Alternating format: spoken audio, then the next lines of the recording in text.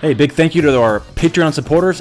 Steve Bradshaw, thank you and thanks, buddy. Dr. John Vanderlaan, thank you and thanks, buddy. If you want to support us, hey, try massbright.com. Get some Massbright and try coupon code Chicken Taco. We also now have the DreamWear full face mask available, but super limited quantities. All right, I know you have a busy day, you want to get on with your life. We have all the topics covered, timestamped, so you can get on with your very busy day. One more thing to cover is fundraising for us. Best way to help us out without actually doing anything at all is to use our Amazon affiliate link. You don't have to be a Prime member, just shop Amazon, use our affiliate link. We get a little cut of that and you don't pay anything more, so it's a win-win. Thanks. Well, hello there. This is Professor Papa with Drive Time with Professor Papa. How arrogant would that be if I actually tried to go by Professor Papper? Like I'm the guru of all things Pappy. Just imagine me with a tweed jacket and those elbow patches, driving around in an MG midget with a little driving cap, perhaps those old school corncob pipes. I don't know, forget it. So yeah, I've been super busy with a lot of personal stuff. Nothing bad, just personal volunteerism for my children and the betterment of my local community. But I was perusing my own website. I had a private message. And it said, hey, Lefty, hey, Lefty. And they said, go check out CPAP Talk. And they are talking all sorts of poo-poo on you. They're flinging poo-poo in your direction. And you need to defend your good name, my sir. So I went over, I checked it out. Oh, by the way, my website is freecpapadvice.com/forum. The best, most forumiest forum you've ever seen. Now, CPAP Talk is another great forum, just a little different flavor than what I offer. I don't know what I offer, but they do definitely have different personalities to them. A lot of crossover people, a lot of good folks. Enjoy them all. Seriously, totally enjoy them all. People that volunteer their time or to offer their opinion are fine by me. Anyway, so the topic on there was, I was watching these videos. Lefty, old Lefter Rooney, said he does not like EPR and that I hate it. So I just wanted to clarify this with some hard truth. Jesus, I'm gonna get in a wreck. With some hard truths. That being, no, I do not hate EPR at all. I am literally doing drive time, and this is sketchy. All right, I don't hate EPR at all. So please just look at this from my perspective. I've been doing this for like 20 years. This isn't like a lecture of I've been doing this for so goddamn long. I got it all figured out. No, it's not that. I just see patterns and things, and there's like my dislike of EPR is multifaceted. So, all right, just look at this from my point of view. I consider myself a huge advocate for people that are on CPAP or on PAP therapy. And so when I see patterns and things, I try to throw up the warning flag that, hey, look out for this, or just something to be aware of. And so that's kind of what I did with EPR. EPR, if you don't know, it is when you're supposed to be on like a fixed pressure of whatever. Say you're on 10 centimeters water pressure. Whatever pressure you're on, pretend like that's what I'm talking about. So EPR is the trade name for ResMed, and Aflex is the trade name for Respironics. Aflex is a stupid name. I like EPR better, so I'm going to use that one. But just know I'm talking about the same thing. I'm talking about both of them.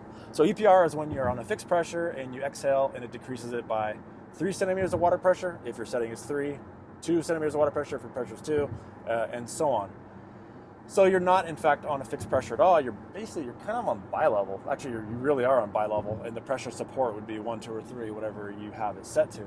Well, okay, so let me back up. So the reason I kind of don't like it is not all, but a vast majority of sleep techs put their patients on it, whether they need it or not. So the whole point of EPR is if you have a patient that's like, oh my God, I cannot breathe against this pressure. This is the worst pressure ever. It's too much. I can't take it.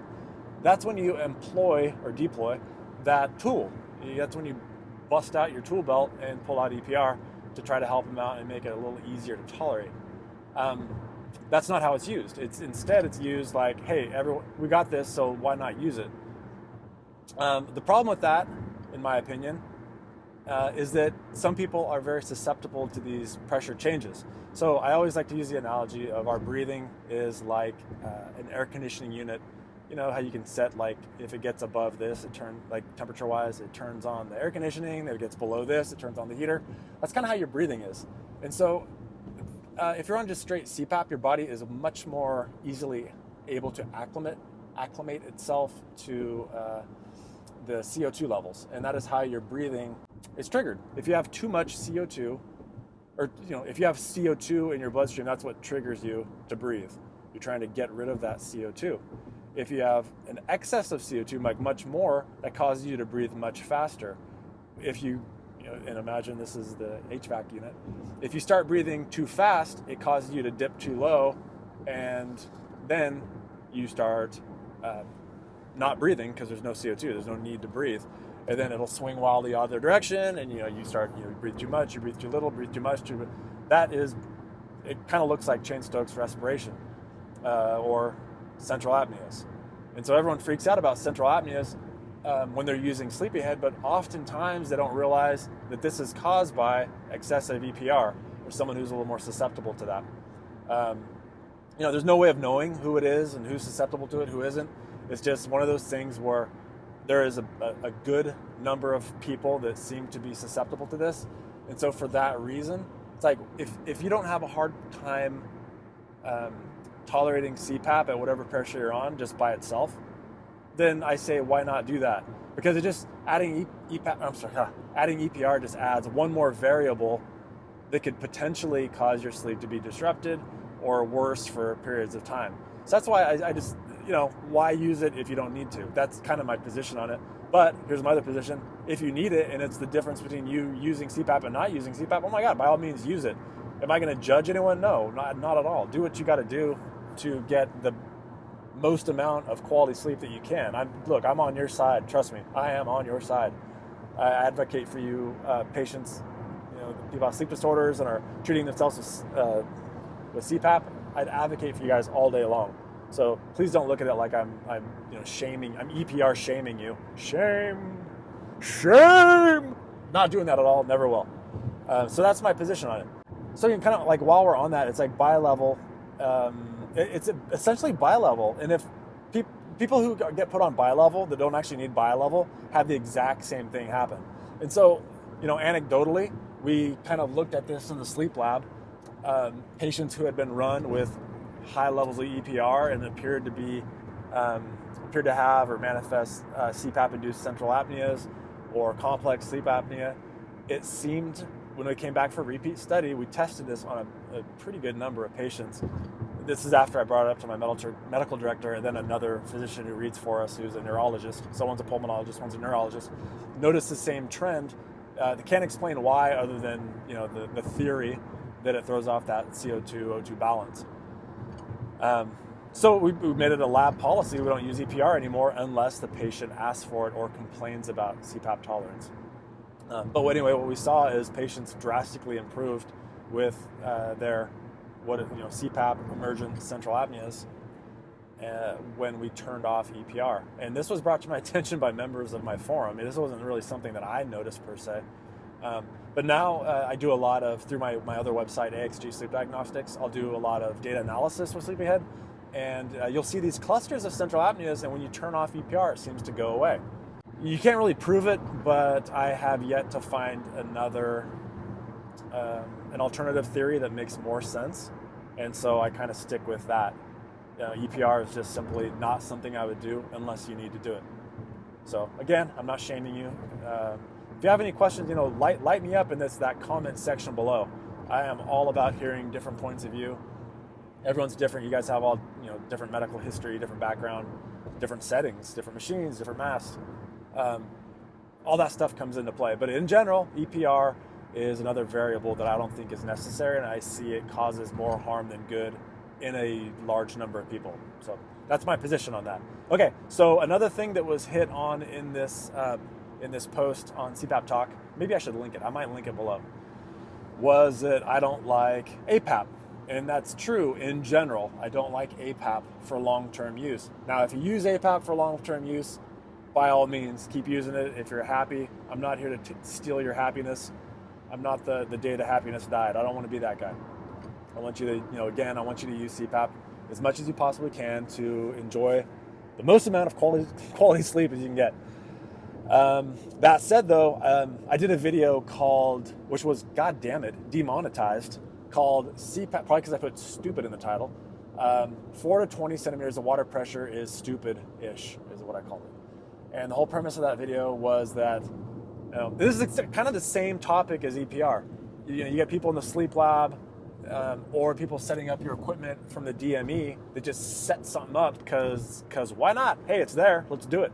So they'll set this APAP up with the maximum possible swing, and that's 4 to 20. So you're gonna start, you turn the machine on, you start off at 4. After a long period of time, depends on if you're a ResMed or not, but you'll get these wild swings in pressure because that'll ramp up the pressure. Sometimes it goes too high, it'll drop back down, then it'll ramp back up, then it'll drop back down, and this is your actual pressure. So, you kind of get the same problem as you do with EPR. You get these wild pressure changes, which is going to affect the CO2. The exact same thing we just talked about with EPR. These wild pressure changes that causes the CO2 O2 balance to get thrown off. So in general, this is for most people, I think it's perfectly fine to go home on a wide pressure like that of 4 to 20. But after a period of a week, 2 weeks, no more than 3 weeks or a month, you shouldn't be left on APAP. And the reason I say that is for that very reason. Now you can be left on APAP, but that pressure range needs to be tightened up considerably. So if you look at your sleepyhead data or your doctor's looking at your data, whoever's monitoring you, if they look in at your data and they see that you always end up at 10 or 12 centimeters of water pressure, then why suffer through 4, 5, 6, 7, 8, 9, 10, 11? Why do that? Why put yourself through that every night? Every time you turn off the machine and turn it back on, you're going to go through that cycle of however long it takes to bump yourself up there. You're also going to have open yourself up to these wild swings. So why introduce that variable when you don't have to?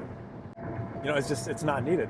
I'm not against APAP. I'm against APAP with massive pressure swings. And then, if you are someone that is on APAP, I'm just, hey, be aware that even some people, even a 2 centimeters of water pressure difference, if it jacks it up, say you're at 10, all of a sudden, you move around and the machine says, oh, holy hell, this guy's stroking out on me, and it jacks the pressure up. That can cause you to have a string of central apneas, and then you're like, you're blowing up all kinds of forums. Hey, I have central apnea. Well, no, you just had a little awakening, and then the pressure jacked up, and that threw you into this CO2 O2 imbalance that is kind of the same topic as EPR. So I don't hate APAP. I just think that people I think people are better served if they find a much narrower APAP range or they go straight CPAP. And I would say I've done quite a few of these data analysis with CPAP through my website, AXG Sleep Diagnostics. I've done quite a few of them, and I would say the majority of the problem is just that, and the fix is just that. Hey, if you have ever used this service from me and you want to verify this, go ahead and blow it up if you don't mind being identified by your YouTube handle. Anyway, that's it for that. So that's my answer. Maybe I'll link this video in that thread or something. We'll see. Anyway, a lot of good people out there. Trust me, I am 100% on your side. I started this whole website and my own forum just simply for that reason. And so that takes me to another thing. God, I do not want to bring up. So, okay, a lot of the hate I've been getting, I haven't been releasing a lot of videos lately. I'll tell you later if you care, but you probably don't. So I haven't been doing a lot of videos lately. I've been doing a lot of tests. So the AirTouch video is coming out soon. I've been testing that for the last, it's been 5 weeks now.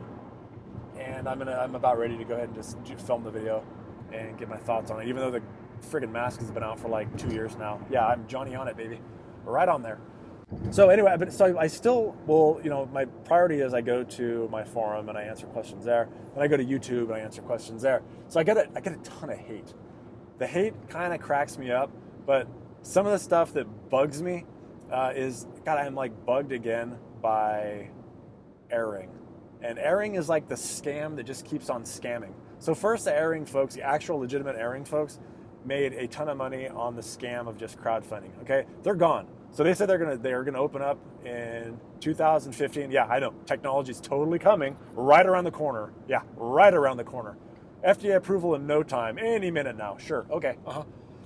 So anyway, they're no more. They already got the money. They're gone. They're done. But now these other like actual scammers are leapfrogging over their scam. They're letting their advertising and marketing, and they're just selling basically nasal dilators that don't have any of the internal components that the AirRing originally promised. So now they just have a bunch of nasal dilators that appear to be the AirRing device, and they're like, oh, hell yeah, man, baby, this works. Woo! Woo!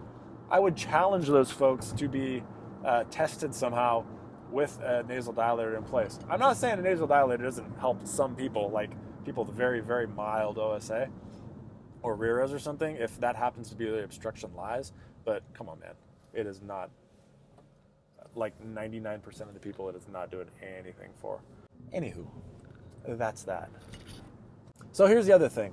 So people, there's been a lot of people, there really are just trolls, and I understand they're trolls, but I like to put this out there just because it's a thing. And if one person's actually legitimately thinking it, then maybe there's several people thinking it. Who knows? I'll just throw it out there. So I do have a sponsor. They sponsor me video by video. They haven't sponsored this one, so I'm not saying a goddamn word. So they sponsor me video by video. They decide, say, hey, I'm doing a video on this. The video is usually already done. And they're like, oh, yeah, we want to sponsor it. So this sponsorship, it in no way affects the review, the video. It in no way affects the content of the video, my opinion, be it positive or negative. The sponsorship is strictly like a billboard. It's a billboard, so the video or their advertisement can live forever on that video. Google AdSense is completely taken out of it. And by the way, Google AdSense freaking hoses me. Every time it starts ramping up a little bit, they chuck me back down, and God, it sucks. God, it's really frustrating. Anyway, so they sponsor me video by video. They in no way have any influence on the video content or my opinion. And quite frankly, sometimes they take me away from advertising for my own stuff. So, in a way, I'm like, God, maybe I should stop doing a sponsorship because they're taking away my own, spot to advertise. We'll have to run the numbers on this. But all they are is a billboard. It's like hey, look at this. If some company comes up and, hey, Jason, we want to put, we'll pay you X number of bucks to just make people aware of our website, yeah, I'll do it. So long as I legitimately believe in what you're doing. I'm not going to perpetuate a scam or something I don't believe in. So this particular website is for an online DME company, and legitimately they do have really good prices, and they have discounts, which I don't see on other websites. So I was like, yeah, sure, let's go for it. So that's the relationship there. Yeah, that's really it. If you have any questions, ask me below. I'm an open book on this stuff. Okay, the other thing. So Mask Bright, they're like, you're selling this stuff. You're totally anti CPAP wipe. You're totally anti So Clean. You're anti this, anti that. Yeah, I am anti all that other stuff because I don't feel it works. The CPAP mask wipes, they do work, but the labor that you're doing to get it is much more. So maskbright.com, I sell this Mask Bright. I also sell it on Amazon, and it's a product that you just spray on, cleans your mask, gets rid of the grease that causes your mask to not adhere to your face that well. So you get leaks, and it's gross. So mask wipes, yeah, they work fine, but it's really hard to get into the crevices, and it also leaves like this lint behind, which I'm not really a fan of. So it takes longer, and it also, every time you're chucking a wipe into the garbage, and it just seems wasteful to me. I don't like it. I don't like the idea of throwing all this stuff away, filling up the landfill, if you will. So anyway, I invented this stuff for my dad, and I had the help of a friend, and you just spray it on. It gets rid of the oils really quick. The only problem is drying it. So you spray it on. Yes, I'm being open. You can use hot soapy water. You can use a vinegar water solution. All that stuff works perfectly fine as well. Perfectly fine. I just did this stuff. It's like an ease of use. It works really well. You kind of get like a benefit of aromatherapy with that citrus smell. You can look at the Amazon reviews. It works really well. Apparently there's a pump sprayer problem. I bitched and moaned about this all day long to my supplier. I think they changed. I haven't had many problems yet, but every now and then, there's little cheap sprayers. I don't know what to say. stuff goes bad sometimes. A lot of times I found there's this little thing on the bottom. If you unscrew it, you can plug it back in because there's an air gap, but that fixes it. Otherwise, I don't know what to say. It's a cheapy, it's a bottle. It's an atomizer. So anyway, yeah, I sell that stuff, and the only problem with it is you spray it on, no problem, super easy. You rinse it off, no problem, super easy. But now you have to dry it, and so that's why I think that the Hurricane dryer is a nice thing to use with it. It dries it really fast, really easy, and you go away happy. But it's not needed. Hot soapy water works just fine. It's just, hey, Mass Bright's a little faster, all right? All right, so now on to the personal stuff. So I, long time ago, one of the best moments of my life was when my father, I was a 15-year-old. My dad just found all these videos of this. And when I was a youth, when I was 15, I played in the Babe Ruth World Series in Lebanon, Missouri. And it was probably the best experience of my life. My dad volunteered, and it seriously was like the absolute best experience of my life. Volunteered, he coached me. We won the local tournament, we won the state tournament, we won the regional tournament, and then we went to the World Series. And we actually didn't do that well there, but I think I remember getting a bad draw, but that's excuses. That's sour grapes. So anyways, it was seriously the best experience of my life. And now looking back on it, like I realized how much my father had to sacrifice. And so I just wanted to do that. I was in the position to do that with my son this year. It was kind of interesting. There was a bunch of coaches that were, ticked off because there's like all these internal politics. I do not get. My son was 10, so it was like the under 10 team.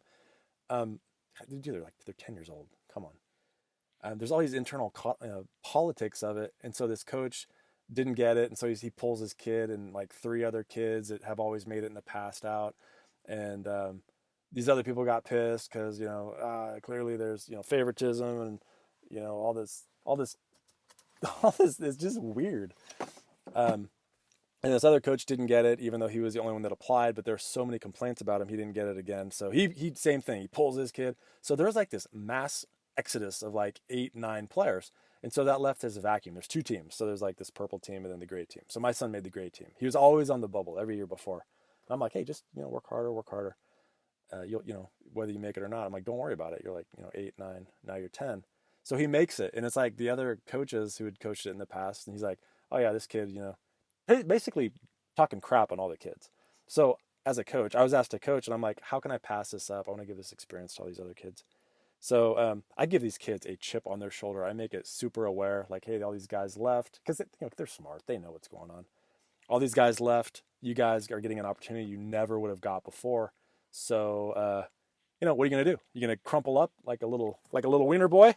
Or are you going to fight for it and prove you belong here? So anyway, long story short, we coached these guys up really well, I think. Anyway, they performed really well in the state tournament.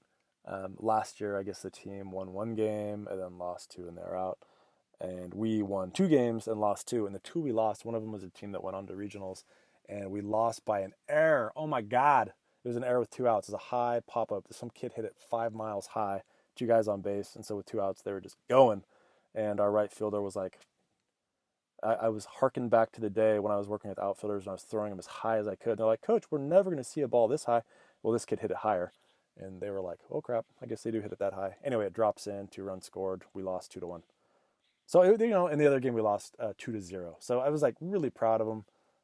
They fought so hard. They overcame everyone saying you can't do it. And they bettered the record from the previous year. And I think they learned a lot about themselves, and I was very proud of them. And I told them, you guys need to be really proud of yourselves. Anyway, that's it. So that's what I've been doing. I've been coaching baseball like a madman. It's been like an everyday thing, and then serving on the youth baseball board takes up a lot of time too. Now you're like, oh, you think you're awesome. You really do think you're Professor Pappers, huh? No.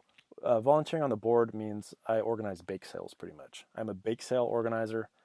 And I get nasty emails from parents who are pissed off their kid didn't make All-Stars or get placed on the proper team, and as far as they're concerned. So not glamorous at all. Anywho, this thing, I've been rambling long enough, and I just got home, so it's time to end this baby. Love you guys. Thanks for listening. There's no way you got this far. All right, bye-bye. If you have made it this far, I thank you so much. Hey, one more thing. If you are looking for a way to support us, but you really don't want to actually do anything, a great option is to use our Amazon affiliate link below. If by any chance you're an Amazon Prime member or just shop Amazon ever, use that link. You don't pay any more, but we do get a referral fee for that, and it really helps us out. The other thing you can do if you need a mask or anything, you can try maskbrite.com. We sell the mask cleaner as well as slightly used mask, but still full of love.